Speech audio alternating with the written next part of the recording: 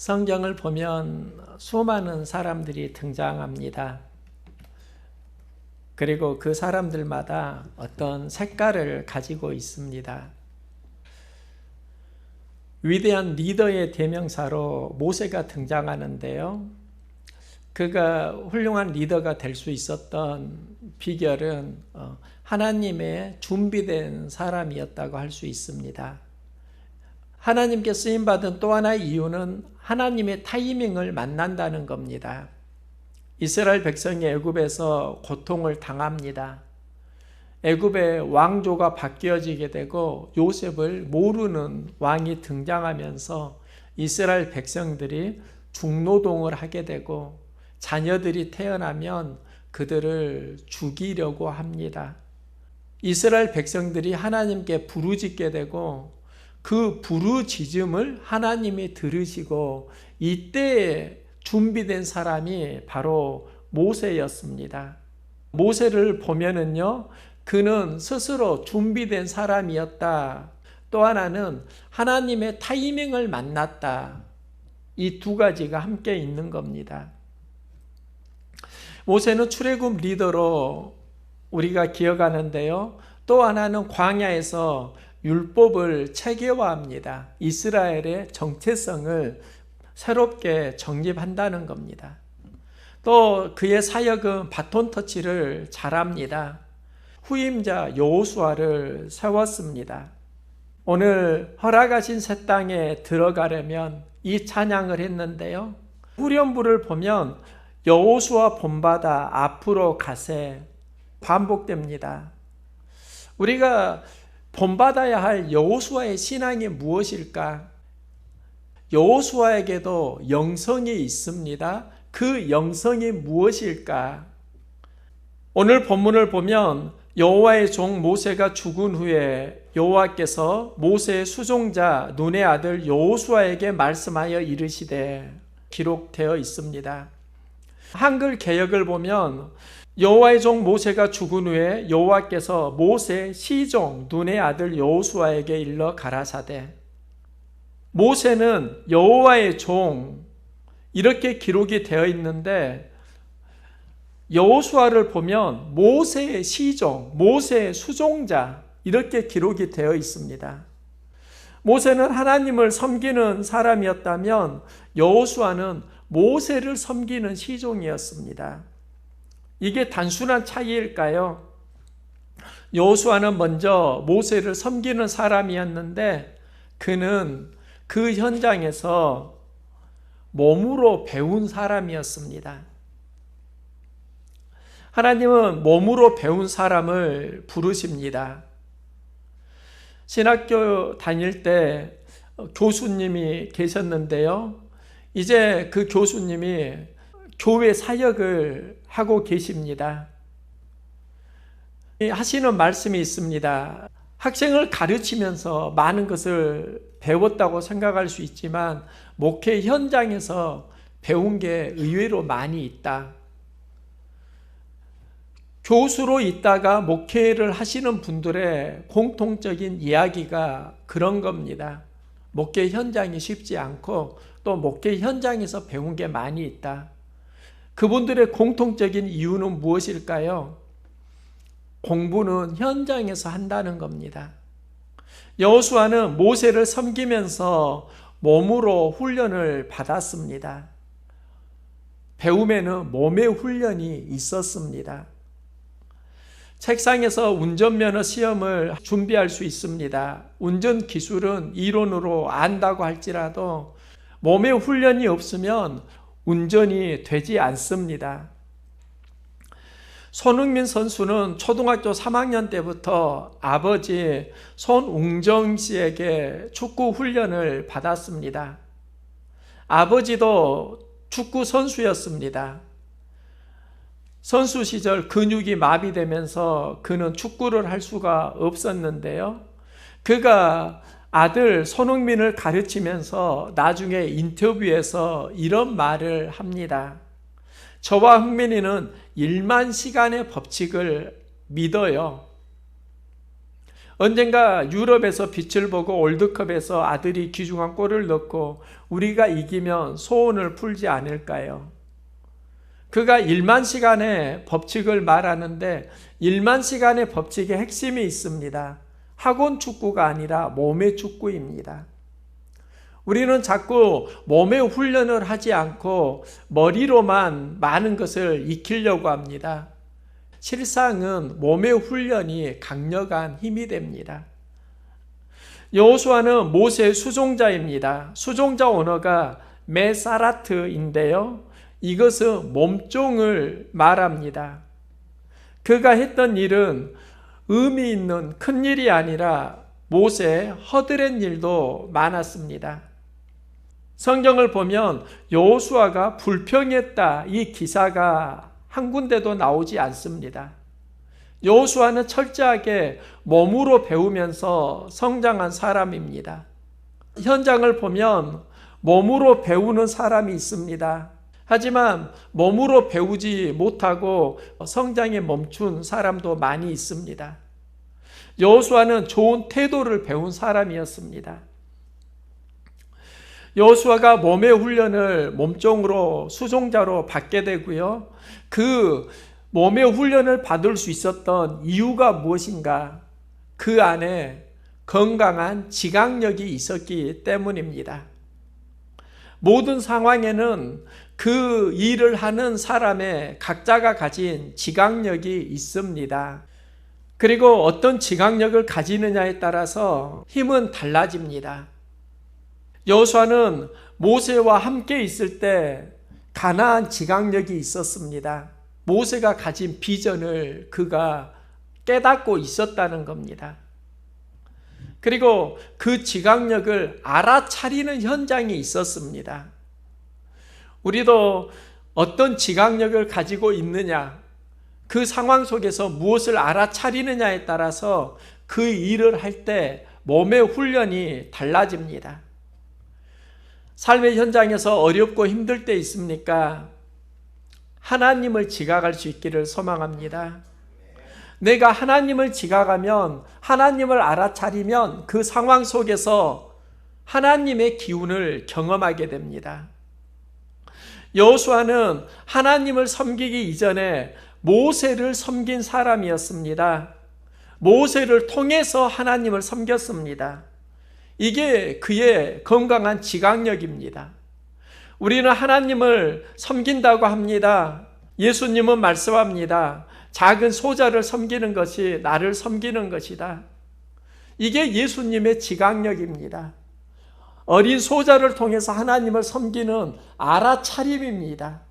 우리의 지각력이 알아차림으로 성장해 갈 수 있기를 소망합니다. 우리가 만나는 하나님의 사역자들을 알아차리면서 그들을 섬기는 게 하나님을 섬기는 것입니다. 하나님의 일을 하는 그 사람들을 섬기는 것, 그게 바로 하나님을 섬기는 몸의 훈련과 연결이 된다는 겁니다. 우리는 여기까지는 알 수 있습니다. 하나님을 가장 잘 섬길 수 있는 방법은 예수 그리스도를 주로 영접한 여러분을 잘 섬기는 것입니다. 여러분에게 말씀으로 섬기는 것이야말로 하나님을 가장 잘 섬길 수 있는 비결입니다. 그런데 어떻게 그럴 수 있는 힘이 있는가?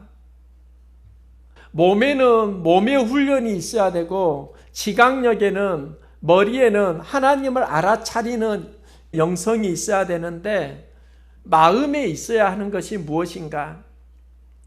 하나님께서 여호수아를 모세 후계자로 불렀던 직접적인 원인이 있습니다. 여호와께서 모세에게 이르시되 눈의 아들 여호수아는 그 안에 영이 머무는 자니 너는 데려다가 그에게 안수하고, 민수기 27장에서 이렇게 말씀합니다.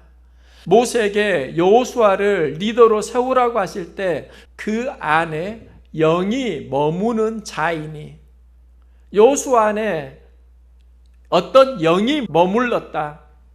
모세를 섬기는 사람은 여호수아가 혼자는 아니었을 겁니다. 여호수아가 특별했던 이유가 있습니다. 그 안에 영이 머무는 자였다. 영이 머물렀다. 이게 무슨 말일까?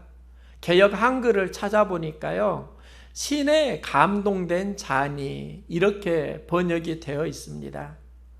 여호수아가 몸으로 섬기고 모세의 비전을 공유했지만 그가 모세를 잘 섬길 수 있었던 이유는 그 안에 하나님의 감동이 머물렀다 하는 것입니다. 하나님이 여호수아를 선택한 기준이 하나님을 향한 감동이었습니다. 하나님은 감동이 있는 사람을 기뻐하십니다. 우리도 무슨 일을 할 때 어떤 마음을 가지고 하느냐에 따라서 힘이 달라집니다. 저는 목사로 살면서 가장 만나고 싶은 사람이 있습니다. 하나님의 감동이 머무르는 사람, 그를 동역자로 만나고 싶습니다. 진짜 동역자는 마음에 하나님의 감동이 있는 사람입니다. 이게 단순한 이야기가 아니라 성경을 보면 곳곳에서 반복해서 등장합니다.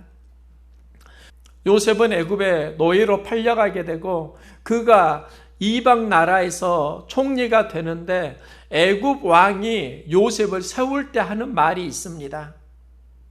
바로가 그의 신하들에게 이르되 이와 같이 하나님의 영에 감동된 사람을 우리가 어찌 찾을 수 있으리요. 바로 왕이 보았던 게 요셉의 삶 가운데 하나님의 감동이 있었다는 겁니다.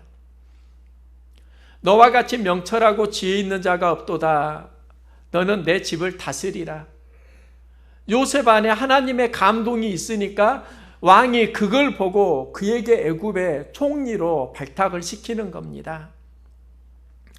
다윗도 감동이라는 말이 따라다닙니다.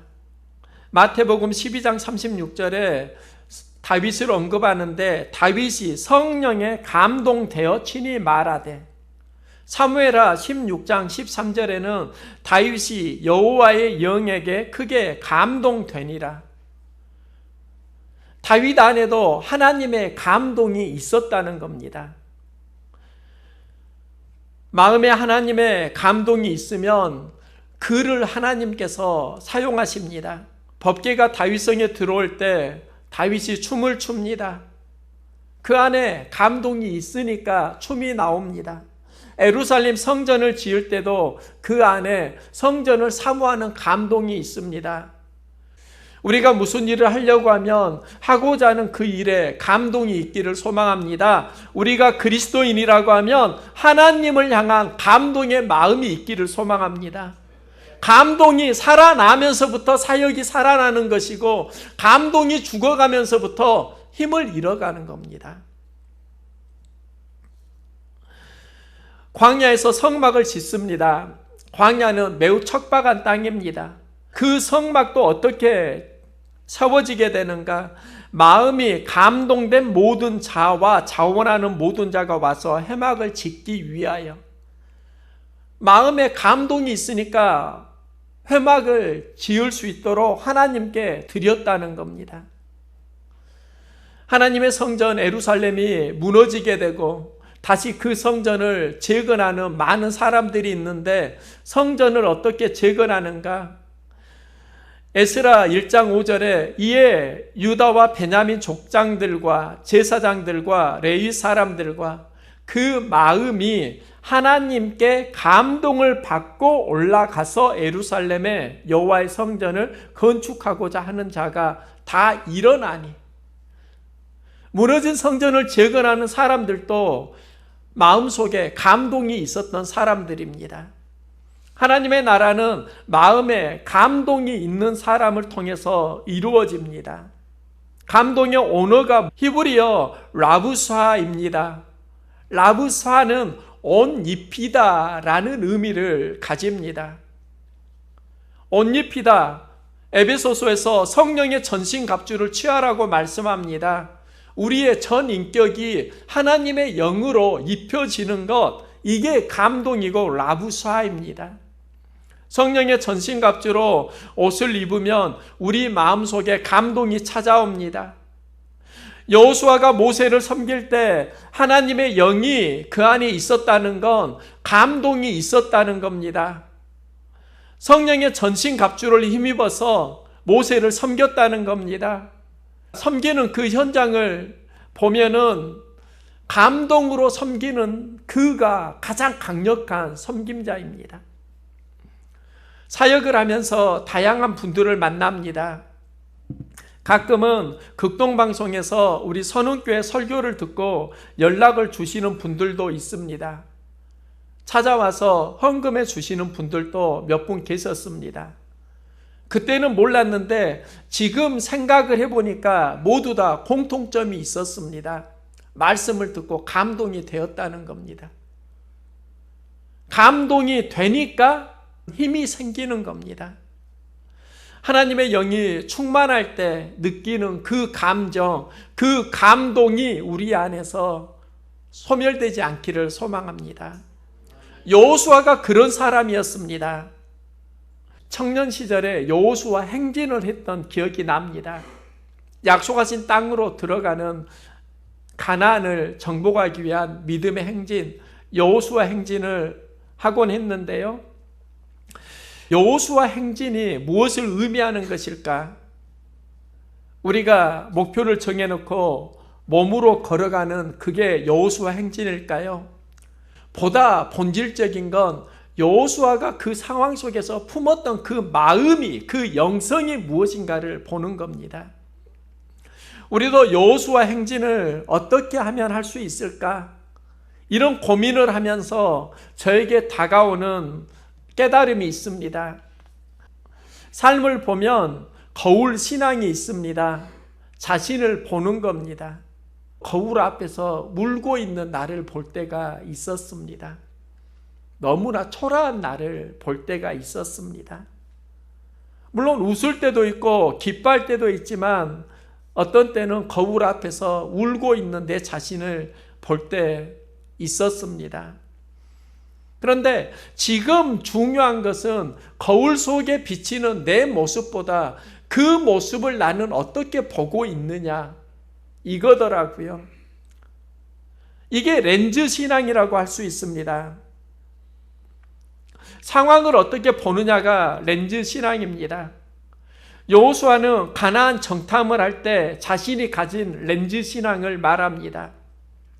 10명의 정탐꾼은 가나안을 정복할 수 없다고 말할 때 여호수아와 갈렙은 말합니다. 우리가 두루 다니며 정탐한 땅은 심히 아름다운 땅이라.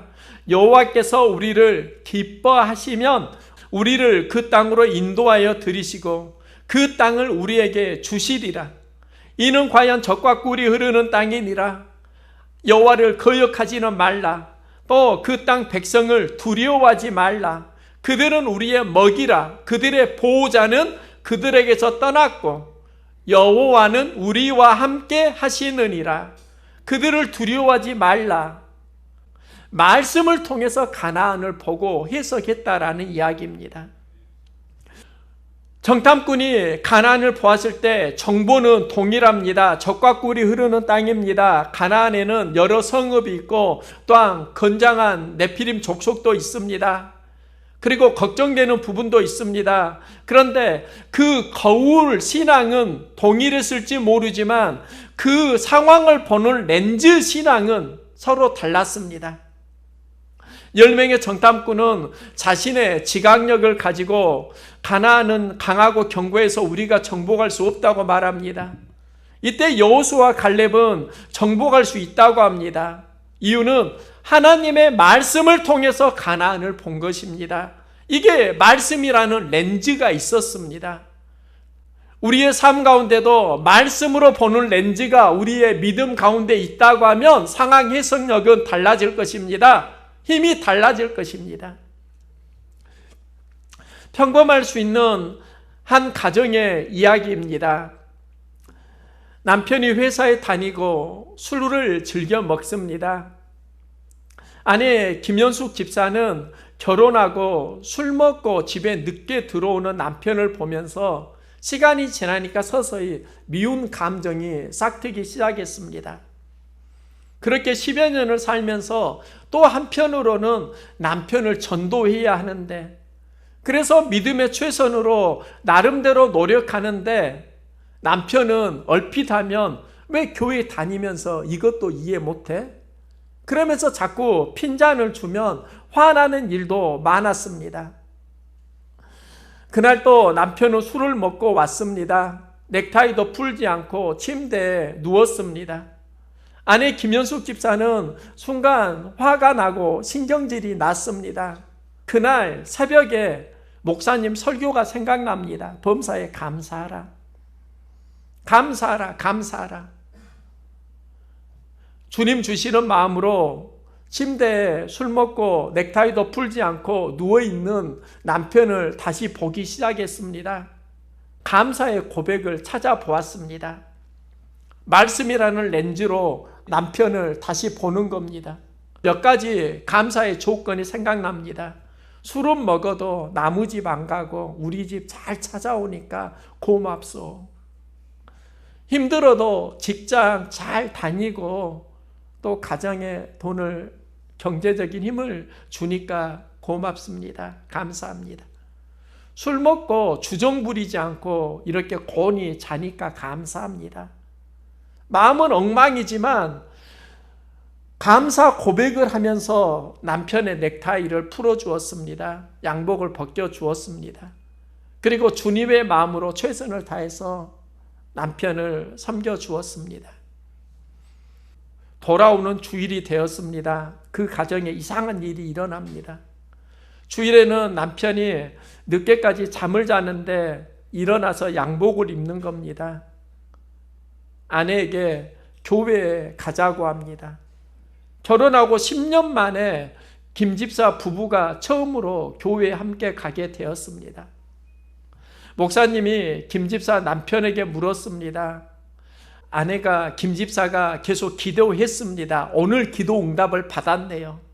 그런데 10년 동안 그렇게 교회를 안 나오다가 어떻게 오늘 교회를 나올 수 있었습니까? 무슨 일이 있었습니까? 김 집사 남편이 말합니다. 목사님, 실은 제가 술을 좀 하고요. 또 회사에서 많이 지치잖아요. 집에 오면 아내가 잔소리를 많이 하곤 하는데 그런데 별일이 다 있더라고요. 제가 침대에 누웠는데 김현숙 집사가 했던 이야기를 목사님에게 해주는 겁니다. 술을 먹어도 남의 집 안 가고 우리 집 잘 찾아오게 하시니 감사합니다. 힘들어도 직장 잘 다니니 돈 잘 벌어주니 감사합니다. 술 먹고 주정 안 부리고 이렇게 곤히 자게 하시니 감사합니다. 잠결에 그 말을 들었다는 겁니다. 아, 교회 다니니까 아내가 많이 달라지긴 달라졌네. 그러면서 아내를 위해서 내가 해줄 수 있는 게 무엇인가? 교회에 같이 가야 되겠다. 그래서 교회에 오게 되었다 하는 이야기입니다. 김현숙 집사가 했던 게 무엇일까요? 똑같은 상황을 말씀 렌즈로 보는 겁니다. 상황이 변한 게 아닙니다. 그 안에 말씀을 품고 말씀 렌즈로 바라보니까 언어가 달라집니다. 해석이 달라집니다. 우리는 거울이 달라지길 원합니다. 하지만 거울은 있는 그대로를 보여줍니다. 내가 어떤 렌즈를 끼느냐에 따라서 그 상황을 바라보는 해석력은 달라집니다. 상황 속에서 힘들 때 말씀 렌즈를 낄 수 있기를 소망합니다. 말씀을 품고 상황을 다시 보는 겁니다.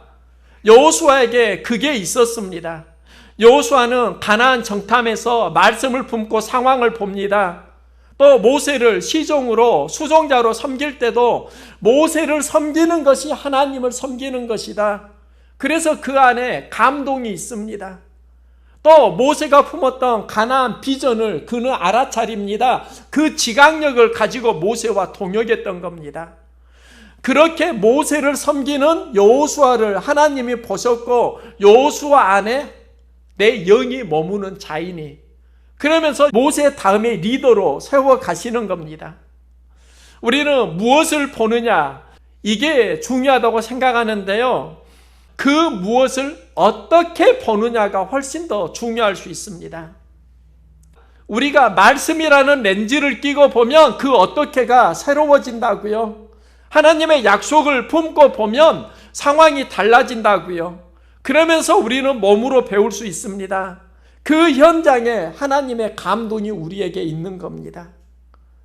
그 감동을 통해서 하나님의 마음을 알아차리는 겁니다.